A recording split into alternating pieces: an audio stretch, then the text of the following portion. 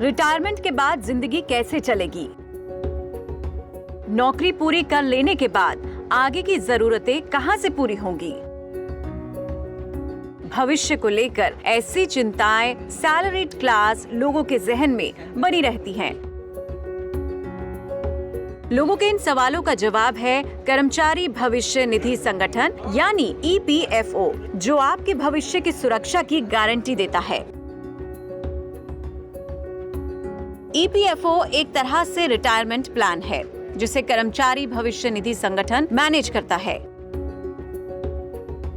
नौकरी करने वाले लोगों की सैलरी का कुछ हिस्सा हर महीने EPF यानी कर्मचारी भविष्य निधि में जमा होता है।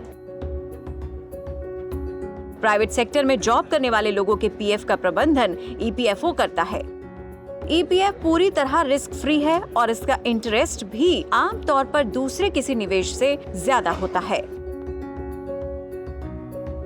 आपके वेतन से प्रोविडेंट फंड के रूप में कटने वाली रकम 2 खातों में जमा होती है।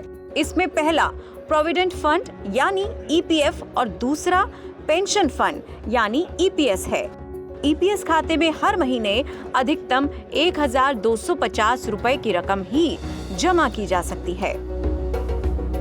पेंशन लेने के लिए सबसे पहली शर्त तो है कि आप EPFO के सदस्य होने चाहिए।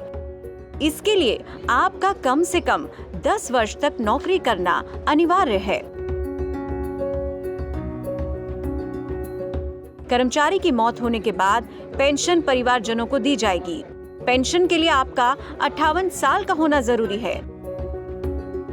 हालांकि आप 50 वर्ष की आयु होने पर EPS से पैसे निकालना शुरू कर सकते हैं। EPFO अपना 85% फंड डेट इंस्ट्रूमेंट में निवेश करता है। डेट इंस्ट्रूमेंट इलेक्ट्रॉनिक या कागजी दोनों ही तरह के हो सकते हैं।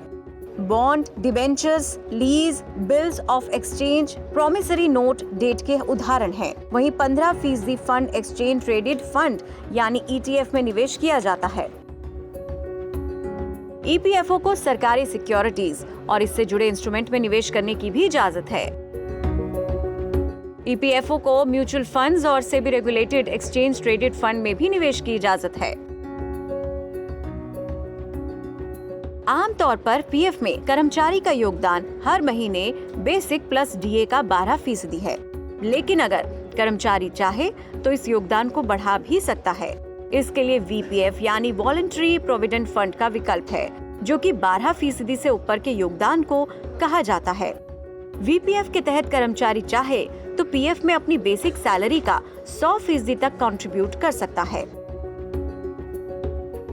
UAN यानी यूनिवर्सल अकाउंट नंबर के जरिए आप EPFO की वेबसाइट पर लॉगिन कर अपने प्रोविडेंट फंड के बारे में जानकारी हासिल कर सकते हैं।